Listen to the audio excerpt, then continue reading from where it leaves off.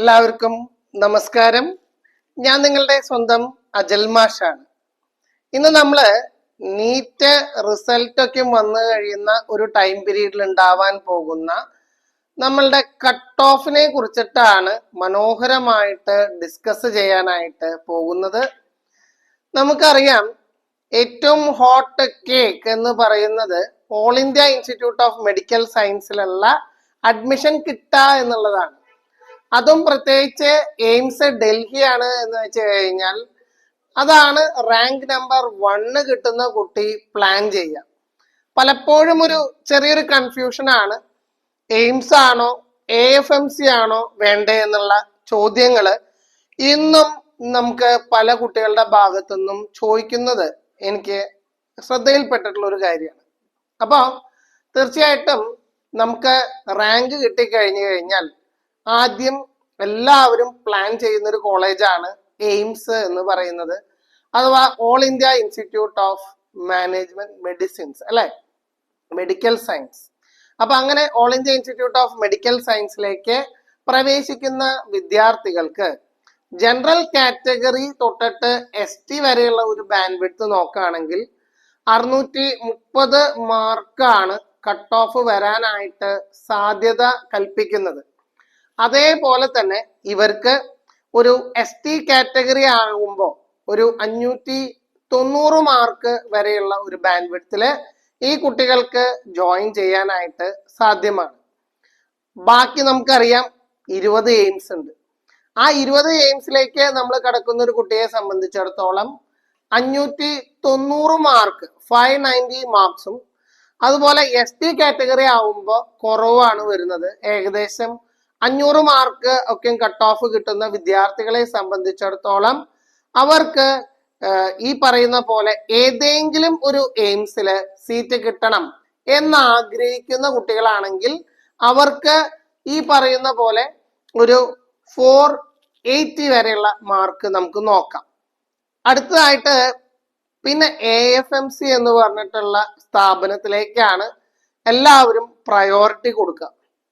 നമുക്ക് AFMCയുടെ ഒരു പ്രത്യേകത എന്ന് പറയുന്നത് അറിയാം, കുട്ടികളുടെ എണ്ണം എന്ന് പറയുന്നത് ലിമിറ്റഡ് ആണ് അവിടെ. അപ്പൊ അതനുസരിച്ച് നമുക്ക് ബോയ്സും ഗേൾസിനും ഒരു അനുപാതമുണ്ട്, റേഷ്യോ ഉണ്ട്. ഗേൾസ് 35 കുട്ടികളാണ് അവിടെ ജോയിൻ ചെയ്യാനായിട്ട് പറ്റുക. അതേപോലെ ബോയ്സ് നമ്മൾ നോക്കുകയാണെങ്കിൽ 110 ബോയ്സിനാണ് അവിടെ അഡ്മിഷൻ കിട്ടാനായിട്ടുള്ള ചാൻസസ് ഉള്ളത്. ഏകദേശം ഒരു 10,400 പിള്ളേര് ഷോർട്ട് ലിസ്റ്റ് ചെയ്യപ്പെടും. അതിൽ നിന്നാണ് AFMCയിലേക്ക് അഡ്മിഷൻ വരാം. ഈ വർഷം ആൺകുട്ടികൾക്ക് 530 മാർക്ക് വരാനുള്ള സാധ്യതയാണ് കാൽക്കുലേറ്റ് ചെയ്യുന്നത്. അതുപോലെ പെൺകുട്ടികളാണെങ്കിൽ അവർക്ക് 550 മാർക്ക് കിട്ടുകയാണെങ്കിൽ ആ കട്ട് ഓഫിൽ അവർക്ക് AFMCയിൽ കയറാനുള്ള സാധ്യത നമ്മൾ വിലയിരുത്തുന്നുണ്ട്. ഇനി നമ്മൾ ഓൾ ഇന്ത്യ കോട്ട നോക്കുകയാണെങ്കിൽ ഓൾ ഇന്ത്യ കോട്ടയിൽ നമുക്കറിയാം എത്ര മെഡിക്കൽ കോളേജുകളാണ് നമ്മൾ ഓൾ ഇന്ത്യയിൽ ഉള്ളത് എന്ന് ചോദിച്ചു കഴിഞ്ഞാൽ 380 മെഡിക്കൽ കോളേജസ് ആണ് അവൈലബിൾ ആയിട്ടുള്ളത്.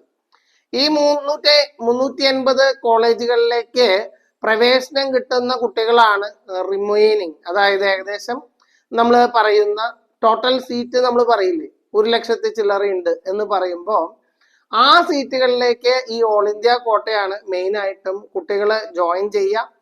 അത് നമ്മൾ നോക്കുകയാണെങ്കിൽ 520 മാർക്ക് കിട്ടുന്ന കുട്ടികളെ സംബന്ധിച്ചിടത്തോളം ഓൾ ഇന്ത്യ കോട്ടയിൽ ഭംഗിയായിട്ട് കയറാനായിട്ട് പറ്റും. അതേപോലെ ഒരു 360 മാർക്കുള്ള കുട്ടി ST വിഭാഗത്തിലുള്ള കുട്ടിക്കും ഓൾ ഇന്ത്യ കോട്ടയിൽ കയറാനായിട്ട് സാധ്യമാണ്. പോസ്റ്റ് ഗ്രാജുവേറ്റ് സ്റ്റഡീസ് നോക്കുന്ന മക്കളാണ് നിങ്ങൾ എന്ന് വെച്ച് കഴിഞ്ഞാൽ കൂടുതലും കുട്ടികൾ പ്ലാൻ ചെയ്യുന്നത് ജിപ്മറിലുള്ള പ്രവേശനത്തിന് വേണ്ടിയിട്ടാണ്. ജിപ്മർ നമുക്കറിയാം ഇന്ത്യയിൽ തന്നെ ഏറ്റവും ഇൻസ്റ്റിറ്റ്യൂഷൻ ഓഫ് നാഷണൽ ഇമ്പോർട്ടൻസ് എന്നൊക്കെയാണ് ജിപ്മറിനെ നമ്മൾ വിളിക്കുക. ഒരു 610 മാർക്ക് കിട്ടുന്ന കുട്ടി അവർക്കാണ് ജനറൽ കാറ്റഗറിയിലുള്ള കട്ട് ഓഫ് കയറി പോകുന്നത്. അതേപോലെ 580 മാർക്ക് 580 മാർക്സ് കിട്ടുന്ന കുട്ടിക്ക് ST കാറ്റഗറി ആണെങ്കിൽ ജിപ്മറിൽ അവർക്ക് പ്രവേശനം ഉണ്ട് എന്ന് നമുക്ക് പറയാനായിട്ട് പറ്റും. ഇത് കഴിഞ്ഞു കഴിഞ്ഞാൽ നമുക്ക് ESI കോട്ടയുണ്ട് അല്ലെ. പാരൻസ് ESIയിലാണ് എന്ന് വെച്ച് കഴിഞ്ഞിട്ടുണ്ടെങ്കിൽ അവർക്ക് ESI IP കോട്ടയിൽ കയറാനായിട്ട് പറ്റും. ഇന്ന് ഇന്ത്യയിൽ 11 ESI കോളേജുകളാണ് നിലവിൽ അവൈലബിൾ ആയിട്ടുള്ളത് എങ്കിലും നമുക്കറിയാം 10 കൂടുതൽ കോളേജുകൾ അലൗ ചെയ്തിട്ടുണ്ട് എന്നാണ് പറയപ്പെടുന്നത്. അപ്പോൾ 10 കോളേജ് എന്നുള്ള ഒരു കാര്യം ഞാൻ പറയുന്നില്ലെങ്കിലും ഒരു 5 കോളേജെങ്കിലും നിങ്ങൾക്ക് ഈ വർഷം കമ്മീഷൻ ആവാനുള്ള സാധ്യത നമ്മൾ വിലയിരുത്താണ്. അങ്ങനെ ESI കോട്ടയിലാണ് ഒരു കുട്ടി ജോയിൻ ചെയ്യണമെന്ന് വെച്ച് കഴിഞ്ഞാൽ അവർക്ക് ലാസ്റ്റ് വരുന്നത് ഏറെക്കുറെ 480 മാർക്സ് എന്നുള്ള ഒരു കട്ട് ഓഫ് നമുക്ക് പ്രതീക്ഷിക്കുന്നുണ്ട്. അതിന്റെ ST കാറ്റഗറി നമ്മൾ നോക്കുകയാണെങ്കിൽ 250 മുതൽ 260 വരെയുള്ള മാർക്ക് കിട്ടുന്ന കുട്ടികൾക്ക് ESI കോട്ടയിൽ കയറാനായിട്ട് പറ്റും. ഇപ്പൊ നമ്മള് ഈ പറയുന്ന കോട്ടകളുടെ ഒപ്പം തന്നെ പാരലൽ ആയിട്ട് പറയുന്ന മറ്റൊരു കോഴ്സാണ് ഡെന്റൽ കോഴ്സുകൾ. ഓൾ ഇന്ത്യ കോട്ടയിലുള്ള BDSന്റെ സീറ്റിലേക്ക് നമ്മൾ ഈ മാർക്ക് വെച്ച് പ്രതീക്ഷിക്കുന്നത് ഒരു 460 മാർക്ക് കിട്ടുന്ന ഒരു കുട്ടിയെ സംബന്ധിച്ചിടത്തോളം BDSന് നമുക്ക് ഓൾ ഇന്ത്യയിൽ എവിടെയെങ്കിലും ഒരു സീറ്റ് കിട്ടും. ST കാറ്റഗറിയിലുള്ള വിദ്യാർത്ഥികൾക്ക് ഒരു 260 മാർക്ക് ഉണ്ടെങ്കിൽ ഓൾ ഇന്ത്യ കോട്ടയിൽ നമുക്ക് BDSനുള്ള പ്രവേശനം ലഭ്യമാകും. അടുത്തതായിട്ട് നമ്മൾ നോക്കുന്നത് ഡീംഡ് ടു ബി സർവകലാശാലകളാണ് അല്ലെ. ഡീംഡ് ടു ബി എന്ന് പറയുന്ന യൂണിവേഴ്സിറ്റികള് നമ്മൾ ഈ പറയുന്ന പോലെ ഗവൺമെന്റ് സീറ്റ് കിട്ടിയില്ല എന്ന് പറയുമ്പോൾ അടുത്ത ഒരു ഓപ്ഷൻ കുട്ടികൾ നോക്കുന്നത് ഡീംഡ് സർവകലാശാലകളാണ്. നമുക്ക് വേറെ ഒരു റിസർവേഷൻ ഒന്നും ഡീംഡ് യൂണിവേഴ്സിറ്റിയിൽ ഇല്ല എന്നുള്ളത് ഏറ്റവും ആദ്യം നമ്മൾ അറിഞ്ഞിരിക്കേണ്ട ഒരു കാര്യമാണ്. ഒരു 320 മാർക്ക് കിട്ടിയിട്ടുള്ള ഒരു കുട്ടിയാണെങ്കിൽ അവർക്ക് ഡീംഡ് ടു ബി യൂണിവേഴ്സിറ്റിയിലേക്കുള്ള അഡ്മിഷൻ വരുന്നതാണ് എന്നാണ് മനസ്സിലാക്കാൻ സാധ്യമാകുന്നത്. ഇതൊക്കെയും നമ്മൾ ഓൾ ഇന്ത്യ ലെവലിലുള്ള കാര്യങ്ങളാണ് ഇത്രയും നേരം സംസാരിച്ചത്. അപ്പൊ പലരും എന്നോട് ആവശ്യപ്പെട്ടിട്ടുള്ളതാണ് കേരളത്തിന്റെ സ്ഥിതി വിശേഷങ്ങൾ എന്തൊക്കെയാണ് അല്ലെ. നമുക്കെല്ലാവർക്കും അറിഞ്ഞിരിക്കേണ്ട ഒരു കാര്യമാണ് കേരളത്തിലുള്ള കോളേജുകളിൽ അഡ്മിഷൻ കിട്ടാനുള്ള സാഹചര്യങ്ങള് സാധ്യതകള് എന്തൊക്കെയാണ് എന്നുള്ളതാണ്. അപ്പൊ മുമ്പ് നമ്മൾ പറഞ്ഞു ഡീംഡ് ടു ബി സർവകലാശാലയെ കുറിച്ച് അല്ലെ. ഓൾ ഇന്ത്യ ലെവലില് 52 ഡീംഡ് ടു ബി സർവകലാശാലകളാണ് അവൈലബിൾ ആയിട്ടുള്ളത്. അപ്പൊ ഈ 52 ഡീംഡ് കോളേജുകളിൽ സീറ്റ് കിട്ടാന്ന് വെച്ച് കഴിഞ്ഞാൽ മുമ്പ് പറഞ്ഞ പോലെ 320 മാർക്ക് കിട്ടുകയാണെങ്കിൽ ഈസി ആയിട്ട് കയറാനായിട്ട് പറ്റും. അതാണ് കട്ട് ഓഫ്. കേരളത്തിന്റെ ഒരു സിറ്റുവേഷൻ നോക്കുകയാണെങ്കിൽ നമുക്ക് കേരളത്തില് 12 ഗവൺമെന്റ് കോളേജുകളാണ് അവൈലബിൾ ആയിട്ടുള്ളത്. ഈ 12 ഗവൺമെന്റ് കോളേജുകളിൽ ഒരുവിധം എല്ലാ കുട്ടികളും ഏറ്റവും ആദ്യം നമ്മൾ പറയില്ലേ ഫസ്റ്റ് പ്രയോറിറ്റി എന്ന് പറയുന്നത് കോഴിക്കോട് മെഡിക്കൽ കോളേജാണ് എല്ലാവരും ട്രൈ ചെയ്യാറ്. പിന്നീടാണ് തിരുവനന്തപുരം, അതുപോലെ എറണാകുളം, മഞ്ചേരി അങ്ങനെയുള്ള സ്ഥലങ്ങൾ, തൃശ്ശൂര് ഒക്കെയുള്ള സ്ഥലങ്ങളിലേക്കൊക്കെ പ്ലാൻ ചെയ്യാം. തൃശ്ശൂർ തന്നെ നോക്കാന്ന് വെച്ച് കഴിഞ്ഞിട്ടുണ്ടെങ്കിൽ സ്വാശ്രയ കോളേജുകൾ, ജൂബിലി മിഷന്റെ സ്വാശ്രയ മെഡിക്കൽ കോളേജ്, അതുപോലെ തന്നെ അമല ശരിക്കും പറഞ്ഞ ഒരു ക്യാൻസർ റിസർച്ച് ഇൻസ്റ്റിറ്റ്യൂട്ടാണ്. ഓൺകോളജി ഒക്കെ താല്പര്യമുള്ള ആൾക്കാർ, ക്യാൻസർ ട്രീറ്റ്മെന്റിനെ കുറിച്ച് അറിയണമെന്ന് താല്പര്യമുള്ള ആൾക്കാർക്കും ഈ അമല ഹോസ്പിറ്റൽ അല്ലെങ്കിൽ റീജിയണൽ ക്യാൻസർ ഹോസ്പിറ്റലിലൊക്കെയാണ് പ്ലാൻ ചെയ്യുക. അപ്പൊ ഗവൺമെന്റ് കോളേജുകൾ നമ്മൾ നോക്കാന്ന് വെച്ച് കഴിഞ്ഞാൽ ഒരു കേരളത്തിലെ 560 മാർക്ക് ഉണ്ട് എന്ന് വെച്ച് കഴിഞ്ഞാൽ ഒരു കട്ട് ഓഫ് ആയിട്ട് നമുക്ക് പറയാവുന്നത് 560 മാർക്കാണ്. അതേപോലെ കേരളത്തിലെ ST വിഭാഗത്തിലെ ഗവൺമെന്റ് സീറ്റ് കിട്ടണമെന്ന് വെച്ച് കഴിഞ്ഞാൽ 340 മാർക്ക് കിട്ടുകയാണെങ്കിൽ കിട്ടാനുള്ള ചാൻസസ് അധികമാണ് എന്ന് പറയാൻ പറ്റും. ഇതേപോലെ കേരളത്തിലുള്ള അടുത്ത ഒരു കാര്യമാണ് 20 സ്വാശ്രയ മെഡിക്കൽ കോളേജുകളുണ്ട്. അപ്പൊ ഈ 20 മെഡിക്കൽ കോളേജിലേക്ക് കിട്ടണം. പെൺകുട്ടികളുടെ പാരൻസ് എപ്പോഴും പറയുന്ന ഒരു കാര്യമാണ്, സാറേ പെൺകുട്ടികളല്ലേ, അത് കാരണം കൊണ്ട് കേരളത്തിൽ എവിടെയെങ്കിലും ഒരു സീറ്റ് കിട്ടുകയാണെങ്കിൽ വളരെ ഉപകാരം എന്ന് പറയുന്ന ഒട്ടനവധി പാരൻസ് നമ്മുടെ അടുത്തേക്ക് വരാറുണ്ട്. അപ്പൊ അവർക്കറിയാൻ വേണ്ടിയിട്ടുള്ള ഒരു നമ്പറാണ് 460 മാർക്ക് ഈ പ്രാവശ്യത്തെ നീറ്റ് പരീക്ഷയ്ക്ക് കിട്ടിയിട്ടുണ്ടെങ്കിൽ കേരളത്തിലുള്ള സെൽഫ് ഫിനാൻസിങ് കോളേജുകളിലേക്കുള്ള കട്ട് ഓഫ് ആയി. അതേപോലെ ഒരു 320 മാർക്ക് ST വിഭാഗത്തിലുള്ള കുട്ടിയുണ്ടെങ്കിൽ അവർക്കും ഈ പറയുന്ന പോലെ കേരളത്തിലുള്ള ഏതെങ്കിലും സെൽഫ് ഫിനാൻസിങ് മെഡിക്കൽ കോളേജിലെ സീറ്റ് കിട്ടാനുള്ള സാധ്യത അധികമാണ്. ഇനി കേരളത്തിലത്തെ വേറൊരു സെഗ്മെന്റ് ആണ് കേരളത്തിലെ ക്രിസ്ത്യൻ മിഷണറീസിന്റെ സെൽഫ് ഫിനാൻസിങ് കോളേജസ് എന്ന് പറയുന്നത്.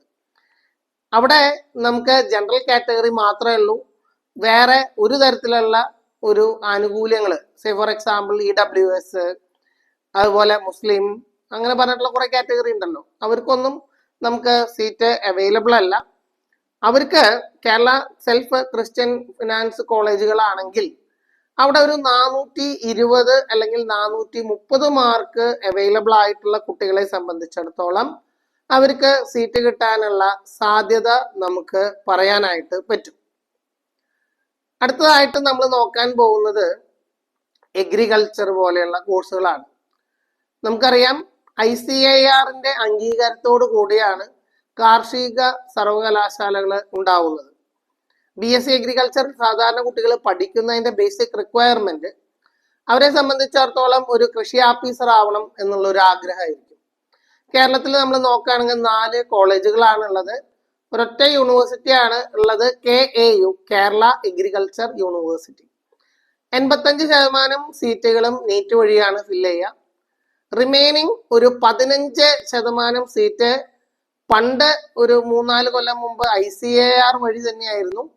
ഇപ്പൊ അത് സെൻട്രൽ യൂണിവേഴ്സിറ്റിയുടെ എക്സാം ആയിട്ടുള്ള CUET പരീക്ഷ എഴുതുന്നവർക്കാണ് കൂടുതൽ കിട്ടാനുള്ള ചാൻസ് ഉള്ളത്. അപ്പൊ നമ്മൾ ആലോചിക്കും 85% നീറ്റ് വഴിയും 15% വഴി CUET വഴിയാണെങ്കിലും 15% CUET വഴി കിട്ടാനാണ് സാധ്യത കൂടുതലായിട്ടുള്ളത്. അതുകൊണ്ട് തന്നെ CUET പരീക്ഷയ്ക്ക് അത്രയും ഇമ്പോർട്ടൻസ് ഉണ്ട് എന്നുള്ളത് പാരൻസ് അതുപോലെ കുട്ടികളും കൃത്യമായിട്ട് ഉൾക്കൊള്ളാനായിട്ട് അറിഞ്ഞിരിക്കണം. ഇപ്പൊ നമ്മൾ ആ ഒരു BSc അഗ്രികൾച്ചറിന്റെ സീറ്റ് നമ്മൾ നീറ്റ് എഴുതിയിട്ടുള്ള ഒരു കുട്ടിക്ക് 460 മാർക്ക് കട്ട് ഓഫ് ഉണ്ടെങ്കിൽ കിട്ടാനായിട്ടുള്ള ചാൻസസ് ഉണ്ട്. ഒരു 300 മാർക്ക് ഉണ്ടെന്ന് വെച്ച് കഴിഞ്ഞാൽ, അല്ലെങ്കിൽ ഒരു 290 മാർക്കൊക്കെ അവൈലബിൾ ആണെങ്കിൽ നമുക്ക് കേരളത്തില് ഈ 4 കോളേജുകളിൽ ഏതെങ്കിലും ഒരു കോളേജില് സീറ്റ് കിട്ടാനുള്ള ചാൻസുകള് വളരെ അധികമാണ്. അടുത്തതായിട്ട് എനിക്ക് ഏറ്റവും ഇഷ്ടപ്പെട്ട ഒരു കോഴ്സാണ് പറയുന്നത്. അപ്പൊ എൻ്റെ അടുത്ത് കരിയർ ഗൈഡൻസ് ചെയ്യുന്ന സമയത്ത് പറയാണ്, സാറേ ഏറ്റവും നല്ലൊരു കോഴ്സായിട്ട് സാറിന് സജസ്റ്റ് ചെയ്യാവുന്ന ഒരു കോഴ്സ് പറഞ്ഞു കഴിഞ്ഞാൽ BVSc ആൻഡ് AH എന്ന് പറഞ്ഞ കോഴ്സാണ് പറയാം. Bachelor of veterinary science and animal husbandry. കാരണം പഠിച്ച എല്ലാ ആൾക്കാർക്കും നല്ല രീതിയിൽ മുന്നോട്ട് പോകാനായിട്ട് പറ്റും. ഈ ഡോക്ടർമാരുടെ ഒരു എന്താ പറയാ തള്ളൊന്നും ഇല്ലാത്ത രീതിയിലുള്ള ഒരു സിറ്റുവേഷനാണ് ഈ പറയുന്ന വെറ്റിനറി ഡോക്ടർ അല്ലെങ്കിൽ ഒക്കെ ആവാൻ വേണ്ടിയിട്ട്. 480 മാർക്കിന്റെ ആവശ്യമുള്ളൂ. നമുക്ക് കട്ട് ഓഫ് വളരെ കുറവാണ്. അതേപോലെ SC ST ആൾക്കാരാണെന്ന് വെച്ച് കഴിഞ്ഞാൽ ഒരു 290 മാർക്കൊക്കെ അവൈലബിൾ ആണെന്ന് വെച്ച് കഴിഞ്ഞാൽ അവർക്ക് വെറ്റിനറി ഡോക്ടർ ആവാനായിട്ട് പറ്റും. ഇത് പറയാനുള്ള കാരണം എന്താണെന്ന് വെച്ച് കഴിഞ്ഞാൽ വിദേശ രാജ്യങ്ങളിലേക്ക് പോകുന്ന ആൾക്കാർക്ക് ഏറ്റവും പ്രയോജനപരമായിട്ടുള്ള ഒന്നാണ് ഈ പറയുന്ന BVSc ആൻഡ് AH എന്ന് പറഞ്ഞ കോഴ്സ്. അപ്പൊ അത് ഒരു റെയർ ആയിട്ടുള്ള ഒരു കോഴ്സായിട്ട് വേണമെങ്കിൽ നമുക്ക് പറയാനായിട്ട് പറ്റും. എല്ലാ രീതിയിലും നമുക്ക് എന്താണ് ഒരു ഇൻകം ജനറേറ്റിംഗ് സോഴ്സ് എന്നൊക്കെ വേണമെങ്കിൽ പറയാൻ പറ്റും. പഠിച്ച് നല്ല ജോലിയും നല്ല ശമ്പളവും കിട്ടാൻ സാധ്യതയുള്ള ഒന്നാണ് വെറ്റിനറി കോഴ്സ്. കേരളത്തിന്റെ തനതായിട്ടുള്ള ഒന്നാണ് ആയുർവേദം, അല്ലെ? നമ്മൾ BAMS എന്ന് നമ്മൾ വിളിക്കും. അപ്പം നമ്മൾ BAMSന് ഇതിനെക്കാട്ടിയും കുറവ് കട്ട് ഓഫിന്റെ ആവശ്യമുള്ളൂ. ആയുർവേദ കോളേജുകൾ നമുക്കറിയാം, സെൽഫ് ഫിനാൻസിങ് കോളേജ് ഉണ്ട്, അതുപോലെ ഗവൺമെന്റ് കോളേജ് ഉണ്ട്. തൃശ്ശൂർ ഇപ്പൊ നോക്കാന്ന് വെച്ച് കഴിഞ്ഞാൽ തൈക്കാട്ടുശ്ശേരിയിലുള്ള മൂസിന്റെ ആശുപത്രി എന്നാണ് നമ്മൾ പറയാം. അപ്പൊ അവിടേക്കും നമുക്ക് ഈ പറയുന്ന പോലെ ആയുർവേദ ഡോക്ടർ ആവാനായിട്ട് പറ്റും. അതിന് കട്ട് ഓഫ് വളരെ കുറവാണ്. ഏകദേശം ഒരു 420 മാർക്ക് നിങ്ങൾക്ക് നീറ്റിന് സ്കോർ ചെയ്യാൻ പറ്റിയ കുട്ടികളാണെങ്കിൽ തീർച്ചയായിട്ടും ഒരു ആയുർവേദ ഡോക്ടർ ആവാനായിട്ട് പറ്റും. റിസർവേഷൻ കാറ്റഗറിയിൽ നോക്കുകയാണെങ്കിൽ 260 മാർക്ക് ഉണ്ടെങ്കിൽ നിങ്ങൾക്ക് ഒരു ആയുർവേദ ഡോക്ടർ ആവാനായിട്ട് സാധ്യമാണ്. ഇനി അടുത്തത് ഹോമിയോപ്പതിയാണ്. ഹോമിയോപ്പതി, അതുപോലെ യുനാനി, സിദ്ധ, ഇങ്ങനെയുള്ള കോഴ്സുകൾ. ഹോമിയോപ്പതിനെ കുറിച്ച് പറയുമ്പോൾ എനിക്ക് ഓർമ്മ വരുന്നത് മംഗലാപുരത്തുള്ള ഒരു ഡോക്ടർ മുള്ളേഴ്സ് ആശുപത്രിയൊക്കെയാണ്. വളരെ നല്ല രീതിയിൽ കുട്ടികൾ പഠിച്ചു വരുന്ന ഒരു കോളേജാണ് മംഗലാപുരത്ത് ഈ പറയുന്ന ഡോക്ടർ മുള്ളേഴ്സ് കോളേജ്. അപ്പം ഇവിടേക്കും നമുക്ക് ആയുർവേദ ആണെങ്കിലും സിദ്ധയാണെങ്കിലും ഹോമിയോപ്പതി ആണെങ്കിലും യുനാനി അങ്ങനെയുള്ള കാര്യങ്ങൾക്കൊക്കെ നമുക്കൊരു 360 മാർക്കൊക്കെ ഉണ്ടെന്ന് വെച്ച് കഴിഞ്ഞാൽ ഭംഗിയായിട്ട് കയറി പോവാം. അപ്പൊ അധികമൊന്നും പഠിച്ചിട്ടില്ലെങ്കിൽ പോലും നിങ്ങൾക്ക് ഡോക്ടർ ആവണം എന്ന് വെച്ച് കഴിഞ്ഞാൽ ഈ നീറ്റ് പരീക്ഷയില് നിങ്ങളൊരു 360 മാർക്ക് സ്കോർ ചെയ്തിട്ടുണ്ടെങ്കിൽ നിങ്ങൾക്ക് ഹോമിയോ ഡോക്ടർ ആവാം, അല്ലെങ്കിൽ യുനാനി, അതുപോലെ സിദ്ധ, അങ്ങനെയുള്ള കാര്യങ്ങൾക്കുള്ള കോളേജുകളിലേക്ക് നിങ്ങൾക്ക് പോകാനായിട്ട് പറ്റും. ST കാറ്റഗറിയിലൊക്കെ ആണെന്ന് വെച്ച് കഴിഞ്ഞാൽ ഒരു 210 220 മാർക്കൊക്കെ ഉണ്ടെന്ന് വെച്ച് കഴിഞ്ഞാൽ പുഷ്പം പോലെ കയറി പോകാനായിട്ട് പറ്റും. അപ്പൊ ഇതൊക്കെയാണ് നമ്മളെ സംബന്ധിച്ചിടത്തോളം ഈ നീറ്റിന്റെ മാർക്ക് വെച്ചിട്ടുള്ള ഒരു അനാലിസിസ് നമുക്ക് പറയാനായിട്ടുള്ളത്. പിന്നെ ഇതില് വേറൊരു കാര്യം എന്ന് വെച്ച് കഴിഞ്ഞിട്ടുണ്ടെങ്കിൽ യൂണിഫോം പോസ്റ്റുകൾ ഉണ്ട്. ഫോർ എക്സാമ്പിൾ നമ്മൾ നീറ്റിന്റെ സ്കോർ വെച്ചിട്ടാണ് നമുക്ക് എന്ത് ചെയ്യാൻ പറ്റുക, ഈ മിലിറ്ററി നഴ്സിംഗ് സർവീസ് എന്ന് പറയുന്ന കോഴ്സ്, MNS എന്ന് നമ്മൾ പറയും. അപ്പൊ നീറ്റില് നമുക്ക് ഈ പറയുന്ന പോലെ ഒരു 350 360 മാർക്ക് ഉണ്ടെന്ന് വെച്ച് കഴിഞ്ഞാൽ ഭംഗിയായിട്ട് നമുക്ക് ക്ലിയർ ചെയ്ത് മുന്നോട്ട് പോകാനായിട്ട് പറ്റും. പിന്നെ MNSന് വേറൊരു പരീക്ഷയ്ക്കും വരും. എങ്കിൽ പോലും ഈ ഒരു കടമ്പ, നീറ്റ് എന്ന് പറയുന്ന കടമ്പ MNSന് പറ്റും. ആൺകുട്ടികൾ ഇത് ശ്രദ്ധയോടുകൂടി കേൾക്കേണ്ട ആവശ്യമില്ല. മിലിറ്ററി നഴ്സിംഗ് സർവീസ് പെൺകുട്ടികൾക്ക് മാത്രമേ പറ്റുള്ളൂ. അതേപോലെ വേറൊരു കാര്യമാണ് ജിപ്മറിൽ നമുക്ക് BSc നഴ്സിംഗ്, അതുപോലെ അലൈഡ് കോഴ്സസ്, നമ്മൾ ഈ പാരാമെഡിക്കൽ കോഴ്സുകളൊക്കെ ഒരു 420 മാർക്കൊക്കെ ഉള്ള കുട്ടികൾക്ക് BSc നഴ്സിംഗ് ഒക്കെയും ജിപ്മർ പോലെയുള്ള വളരെ സ്റ്റാൻഡേർഡ് ആയിട്ടുള്ള സ്ഥലങ്ങളിലും സ്ഥാപനങ്ങളിലും പഠിക്കാനായിട്ട് പറ്റും. അപ്പം എൻ്റെ നമ്പർ ഞാൻ നിങ്ങൾക്ക് പറയാം, 9188142143. തീർച്ചയായിട്ടും എന്തെങ്കിലും തരത്തിലുള്ള ഒരു സംശയങ്ങൾ, ഈ നീറ്റുമായി ബന്ധപ്പെട്ട കാര്യങ്ങൾ, അതുപോലെ റിപ്പീറ്റ് ചെയ്യണോ അല്ലെങ്കിൽ ഒരു കൊല്ലം കളയണോ എന്നൊക്കെയും പറയുന്ന കുറെ പാരൻസ് ഉണ്ട്. അപ്പൊ അവർക്കൊക്കെ വേണ്ടിയിട്ടാണ് നമ്മൾ ഈ ഒരു വീഡിയോ ചെയ്തത്. തീർച്ചയായിട്ടും നിങ്ങൾക്ക് ഉപകാരപ്രദമാകും എന്ന് തന്നെയാണ് വിശ്വസിക്കുന്നത്. ഇനി നിങ്ങൾക്ക് എന്തെങ്കിലും സംശയങ്ങൾ ഉണ്ടെങ്കിൽ തീർച്ചയായിട്ടും ബന്ധപ്പെടാം. Till then, bye, good luck, all the best.